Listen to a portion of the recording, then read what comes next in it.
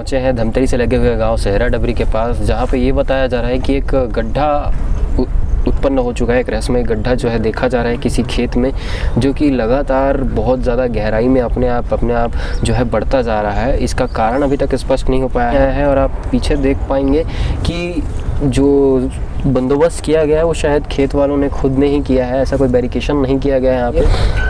इतनी बड़ा गड्ढा होने के पीछे का कारण क्या है, इसके संबंध में हम वैज्ञानिकों से भी बात करेंगे और जानेंगे कि इस गड्ढे का रीज़न क्या हो सकता है, क्या पॉसिबल रीजंस वैज्ञानिक बताएंगे और इस गड्ढे के उत्पन्न होने के पीछे का कारण क्या है, ये सब जानने के लिए ये चलते हैं उस गड्ढे के पास।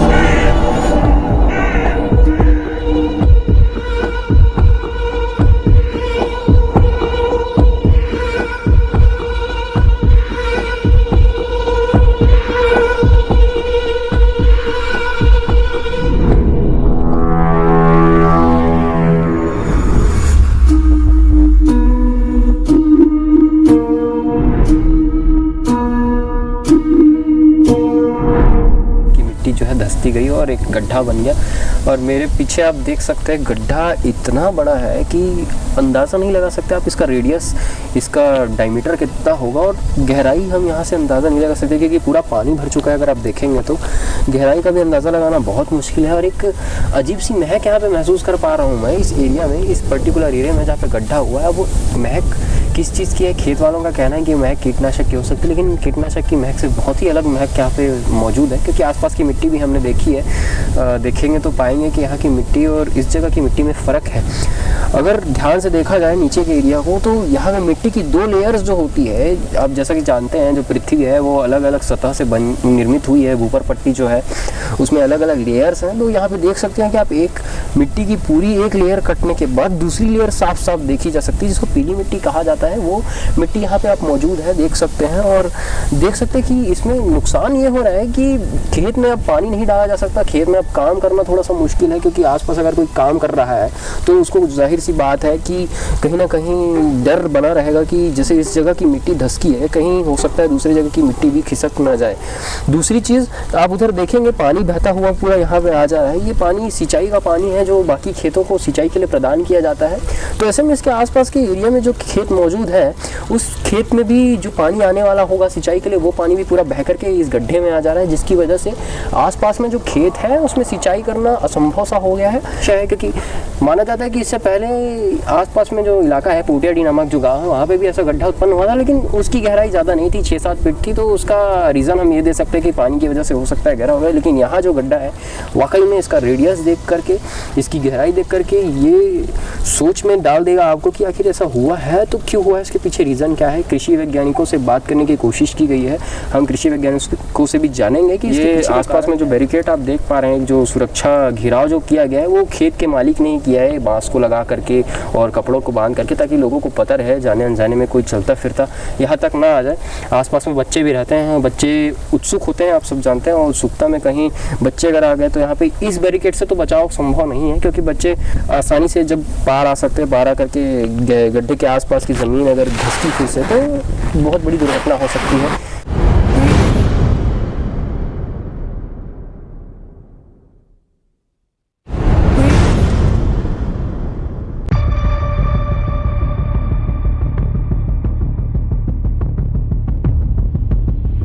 दोस्तों नमस्कार। धमतरी से लगे ग्राम सेहरा डेवरी के किसान नागेश साहू का खेत कुछ दिनों पहले अचानक फट गया और लगभग 50 फीट गहरा खाई के रूप में तब्दील हो चुका है।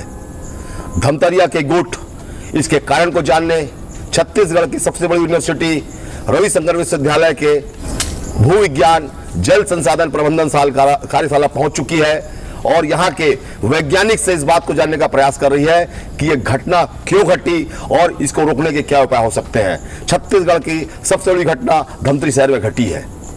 ग्राम सेहरा डेवरी के किसान नागेश साहू के खेत में 3 दिनों पहले अचानक एक ऐसी घटना सामने आई, खेत धंस गया और लगभग 50 फीट खाई के रूप में तब्दील हो चुका है। इस खाई को लेकर, इस घटना को लेकर धमतरिया के गोट की टीम आज छत्तीसगढ़ के सबसे बड़ी यूनिवर्सिटी पंडित रविशंकर विश्वविद्यालय के भूविज्ञान जल संसाधन प्रबंधन अध्ययनशाला के HOD डॉक्टर N बोधनकर के पास पहुंच चुकी है। हम उनसे जानने का प्रयास करते हैं कि घटना कैसे घटी और इसको कैसे रोका जा सकता है। डॉक्टर साहब, धमतरी रिपोर्ट में आपका स्वागत है। धन्यवाद। डॉक्टर साहब, 3 दिनों पहले धमतरी के गांव में, सेहरा डेवरी के गांव में एक किसान के खेत में अचानक से एक ऐसी घटना हुई कि घटना में लगभग खेत 50 फीट खाई के रूप में तब्दील हो चुका है। इस घटना के बाद पूरे गांव में दहशत का माहौल है। इस घटना को आप कैसा मानते हैं, घटना क्यों घटी, इसके बारे में दर्शकों को आप विस्तार से बताएंगे।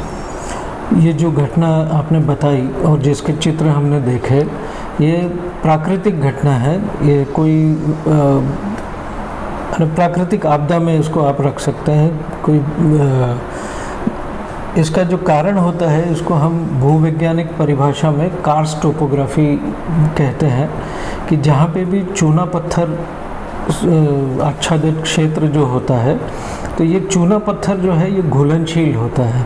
ऊपर से जो पानी रिसता है उसमें ये घुलता है, और जब नीचे कैविटी बन जाती है तो ये कैविटी जब धसकती है, जब ये कैविटी लोड नहीं ले पाती ऊपर की मृदा का या मिट्टी का, तब ये नीचे बैठ जाता है।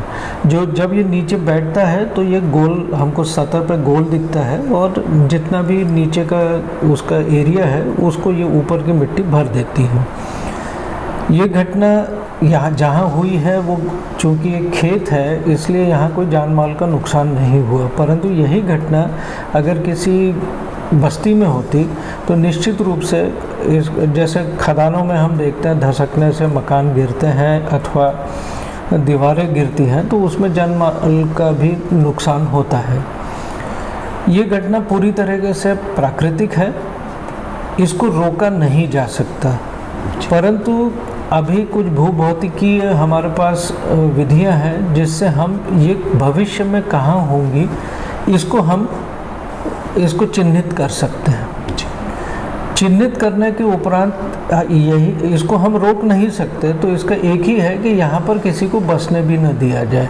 तो इसके चिन्हित करके अगर हम लोगों को यहाँ पर बसने से रोकें तो उससे हम भविष्य में एक जो आपदा है उससे हम बच सकते हैं, जिसमें जान माल का नुकसान कम से कम होगा। जी डॉक्टर साहब, गाँव ने बताया कि कुछ दिनों पहले गाँव में हल्के से बुलबुले नजर आए, तो गाँव ने समझा कि ये पाइपलाइन का लीकेज के कारण हो रहा है।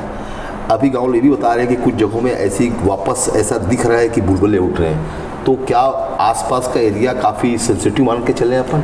बिल्कुल, बुलबुले निकलना यानी वो एक इंडिकेटर है कि नीचे की जो कैविटी है या जो गुफा जो भी एक कक्ष बनता है नीचे, उसमें जो हवा है वो बाहर आ रही है।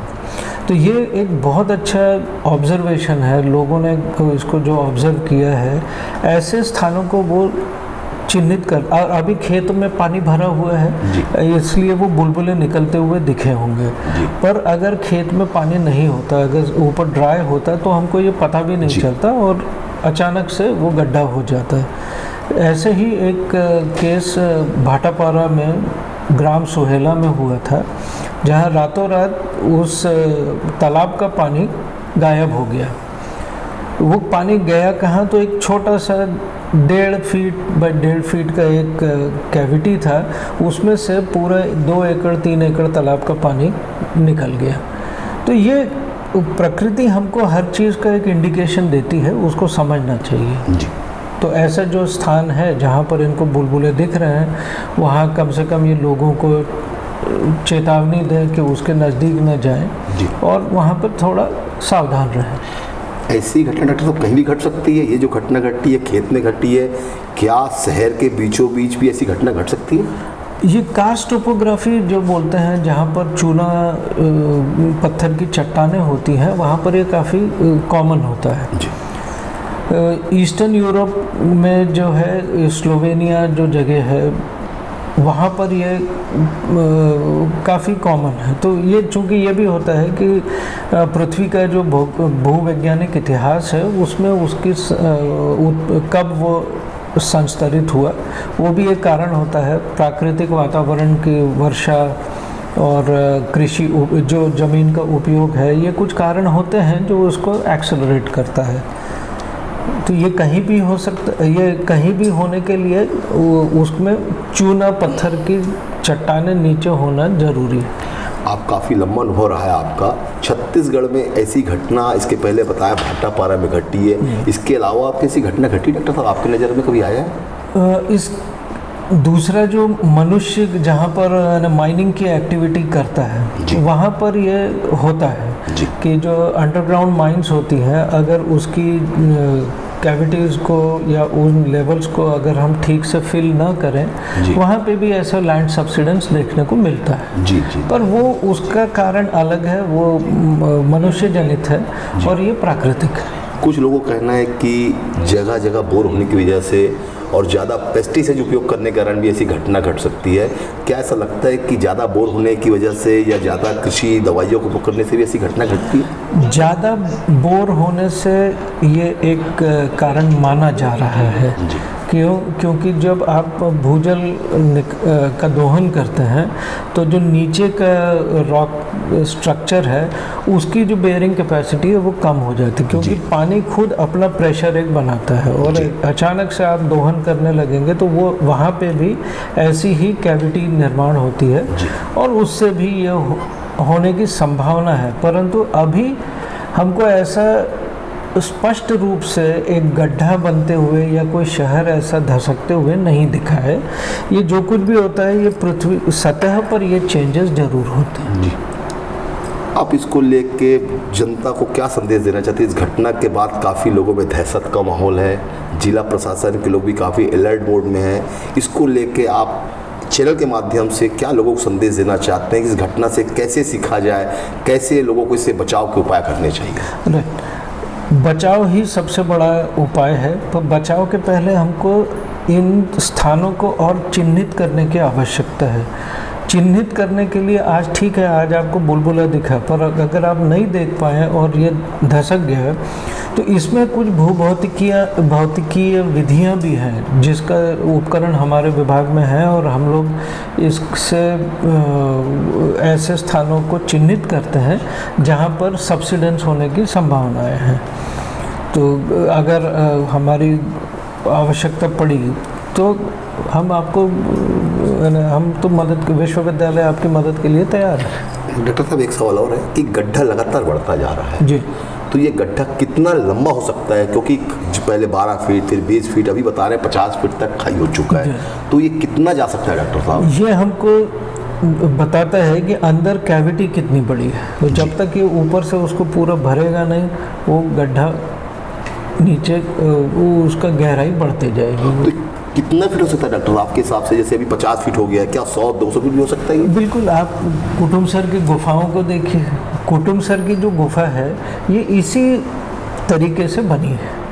जो आज हमको दिख रहा है वो एक्सपोज हो गया, पहाड़ में है, इसलिए ये ऐसी कंदराएं अंदर ज़मीन के अंदर हैं जहाँ जो पूरी इंटरकनेक्टेड है। सर एक क्वेश्चन डॉक्टर साहब, एक बात ये भी आ रही है कि गांव के लोग उसे अंधविश्वास या देवी देवता का प्रकोप मार रहे हैं, पूजा पाठ कर रहे हैं। क्या ऐसा लगता है कि ये अंधविश्वास है आपकी नज़र में? नहीं, ये अंधविश्वास बिल्कुल नहीं है। ये प्राकृतिक घटना है जिसके लिए प्रकृति के ही कारण हैं और अथवा मनुष्य जनित कारण होते हैं। इसमें कोई वो नहीं है, ये प्रकृति का अपना संतुलन का तरीका है। इसको बचाव के लिए उपाय करने चाहिए, ना कि अंधविश्वास में अंधविश्वास ना करें। आप इसके बचाव के उपाय करें। आप वहाँ पे हम इलेक्ट्रिकल रेजिस्टिविटी टोमोग्राफी एक सर्वे होता है, वो हम करके हम ऐसे जहाँ जहाँ कैविटीज़ हैं उन स्थानों को भी हम चिन्हित कर सकते हैं।